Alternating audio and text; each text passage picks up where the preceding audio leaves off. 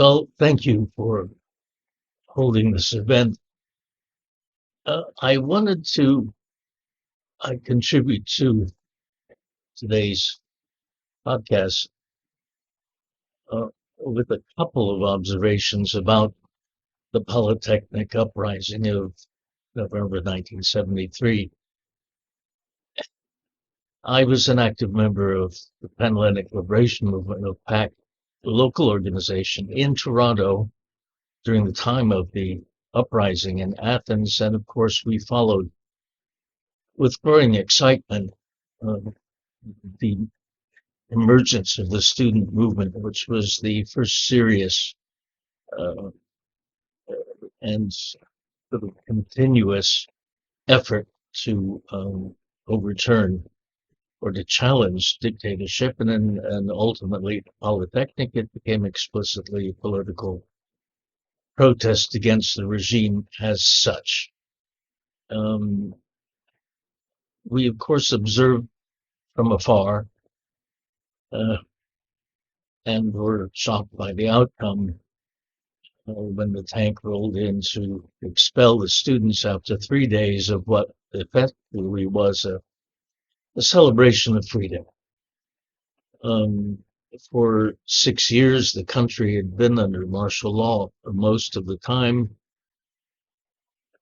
It's important to understand the historical context for the Polytechnic occupation, and that took place at the beginning of the 14th of November, lasted for 3 days, before ending tragically with the intervention of the army and ultimately killing, we now have documented, about 35 people, a number of them students, and dozens and dozens wounded. And the police went on a rampage for about 3 days. In fact, um, in the center of Athens, it wasn't safe to be under 30, so to speak. But there's an important political context for understanding the importance um, of the Polytechnic uprising. First, of course, first and foremost, it politicized a whole generation of students, and along with those who sympathized with their standing up against tyrannical regime. And this um, was a psychological breaking point for the military junta, in the sense that nothing could ever be the same for those who engaged in this action, and for those who were sympathetic to it. I mean, it raised the possibility, after years of martial law and a certain kind of hopelessness, that through their actions, people could actually change things. But there's also a more specific political context here that's important, which is to say, in the spring of 1973, there was first the occupation of the law school, which was a sort of foretelling of uh, the Polytechnic event, but also a mutiny in the Greek Navy, which raised questions about the loyalty of the military to the regime, as well as the competence of the Greek military as a NATO ally. Of course, that concerned other people in the West. Um, but also, Papadopoulos, over the years, the lead dictator, had been growing in power, and there was growing discontent amongst the junior officers, the younger of the officers. Remember, this coup in '67 was a mutiny against the senior military. Papadopoulos was a colonel, as well as most of his colleagues. But the CIA was already aware in 1972 that there was increasing plotting against Papadopoulos. In the meantime, the U.S. Pressured the junta to normalize, in some sense, to adopt the 1968 Constitution in some form as a way of stabilizing and making the regime permanent. This was presumably would give the regime a sort of democratic face. In fact, the 68 Constitution, which the junta wrote and passed in a referendum, only a referendum, gave the military, it ensconced the military as a sort of oversight of the political system. It was based on what Ambassador Talbot told the State Department was the Turkish model, that is, where the military would have a behind the scenes but oversight and control of the political system. And Papadopoulos, facing growing challenges to his power, in June of 73, declared, finally implemented, or just began the implementation of the 1968 Constitution, trying to bring in politicians who were willing to cooperate, while expelling the monarchy and assuming the presidency of the republic.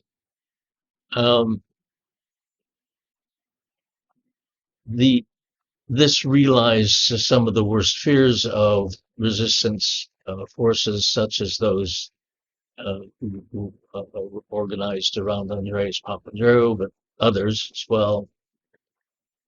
That this would be it would make the regime, give it the appearance of a certain kind of democratic element to it, but it would be securely ensconced with its foreign policy and defense policy and security services all under the control of the military.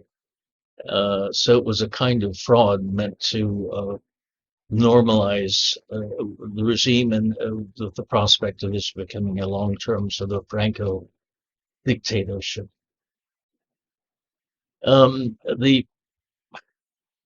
There were warnings from people like Andreas Papandreou, but also others, that there would be limits to this, what's called the Marquesines experiment, because there would be the possibility of things running out of control if they loosened up the reins of power too much. As I said, the regime had been under military rule for most of emergency powers used in the military courts, and arrests, arbitrary arrests, torture, limitation of press freedoms, the freedom to associate for political purposes, and so on. There was some loosening of these reins, but as Andreas warned,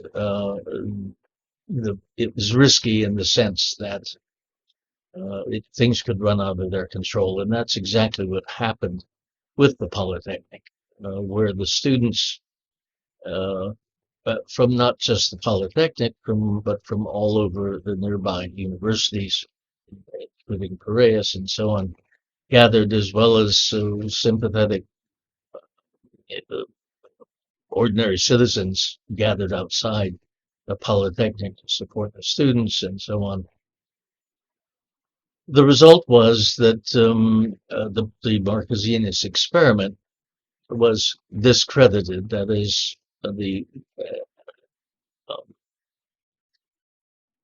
those young Turks, so to speak, in the junta, who were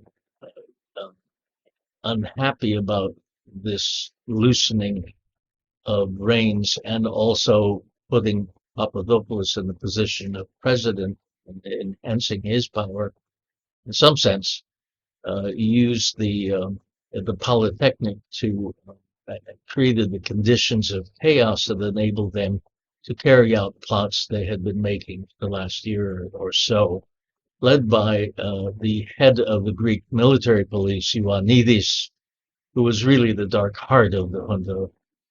And it should be remembered that Ioannidis not only managed the sort of torture sites for the Greek military police that arrested people arbitrarily, tried them in military courts, but more importantly for the junta, he policed the military. That is, he policed the officer corps, which in 1967 had been mutinied against by the colonels who had preempted the coup that they were planning to conduct under the king.